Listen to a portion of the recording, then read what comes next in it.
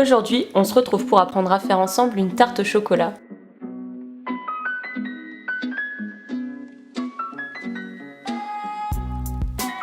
Je vous ai mis en barre d'informations tous les détails concernant les ingrédients de la recette, donc suivez bien le pas à pas ou sinon Aram passera dans les rangs vérifiés.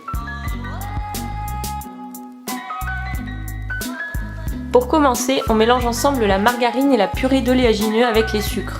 À la main, le mieux sera d'utiliser d'abord une maryse puis un fouet.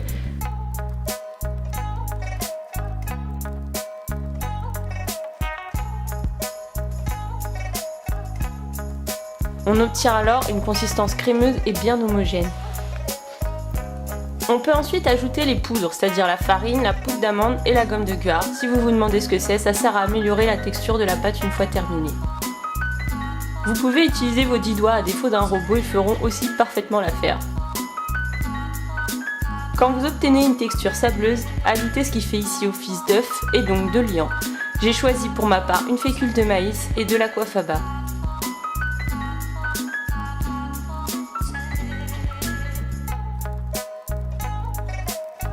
Le mélange commence alors enfin à ressembler à une pâte. Formez une jolie boule et mettez-la au frigo 2 heures ou alors au congélateur une demi-heure si vous êtes pressé.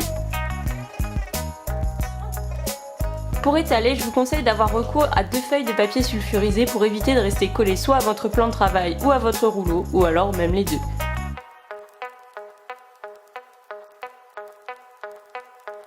Si vous réalisez la tarte dans un plat, c'est un peu plus simple, mais foncer un cercle n'est pas de l'ordre de l'impossible.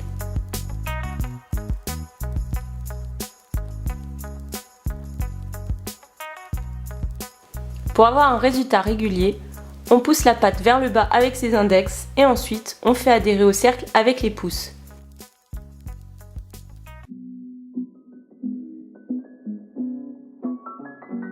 On retire l'excédent de pâte avec un couteau et on peut conserver le reste très facilement au congélateur.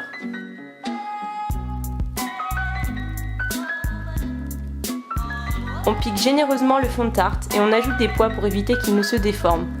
Ça peut être des pois faits pour ou tout simplement des haricots. En tout cas, n'oubliez pas le papier sulfurisé, autrement vous passerez plus de temps à retirer les pois qu'à faire la recette.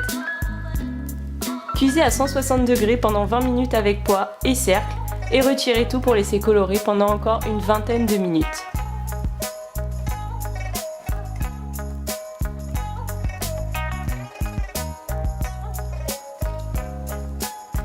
Faites bouillir votre crème et versez-la sur le chocolat. Laissez reposer un petit peu pour que le chocolat commence à fondre et remuez délicatement en partant du centre.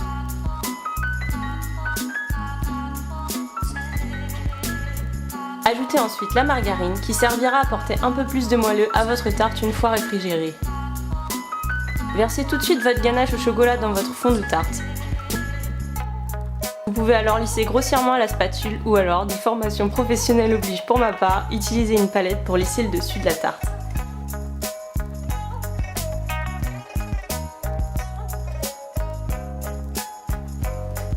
Réfrigérez pendant 2 heures pour que la ganache se solidifie et décorez. Par simplicité, j'ai choisi des carrés de chocolat noir et un décor simple qui consiste à passer à l'économe un peu de chocolat noir. Si vous voulez ajouter des paillettes, rien ne vous en empêche.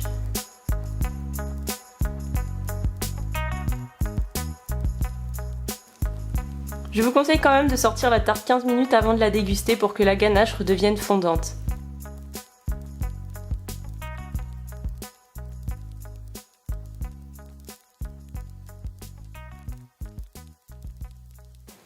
N'hésitez pas à me partager vos créations avec le hashtag DeliaCooks.